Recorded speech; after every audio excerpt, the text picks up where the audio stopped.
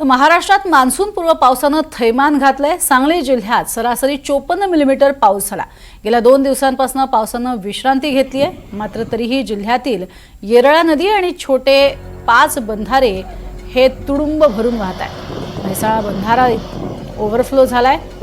कर्नाटकला जोडणारा म्हैसाळ कालवा इथल्या शिरोळ तालुक्यातील कनवाडला जोडणारा बंधारा सध्या पूर्णपणे पाण्याखाली आहे। हा बंधारा पाहण्यासाठी लोक गर्दी करतायत, तर काही हौशी युवक पाण्यामध्ये अतिधाडसी स्टंटही करतायत, मासे पकडण्याचा प्रयत्न करतायत। या ठिकाणी सुरक्षा रक्षक किंवा पोलीस प्रशासनाकडून खबरदारी घेण्यात आलेली नाहीये, त्यामुळे दुर्घटना घडण्याची भीती व्यक्त केली जाते।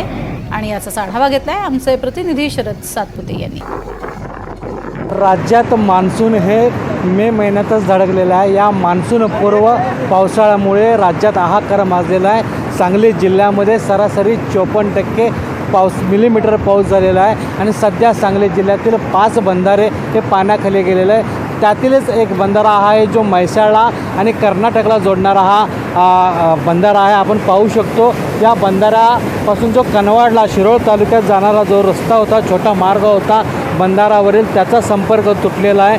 आणि या बंधाऱ्यापाशी आपण पाहू शकतो की पाणी हे बंधाऱ्यावरून अगदी ओसंडून वाहत होते आणि हा जिल्ह्यातील शेवटचा बंधारा तो कर्नाटकला जोडणारा बंधारा आहे।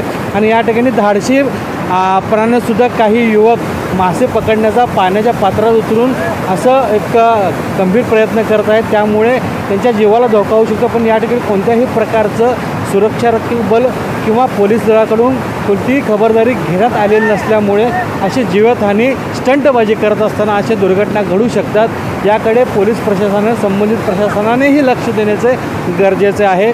सध्या पावसाचा जोर ओसरला जरी असला तरी पाणी पातळी कमी झालेली नाही आहे। कॅमेरामॅन सुजित दोडकेसह शरद सातपुते, NDTV मराठी, सांगली।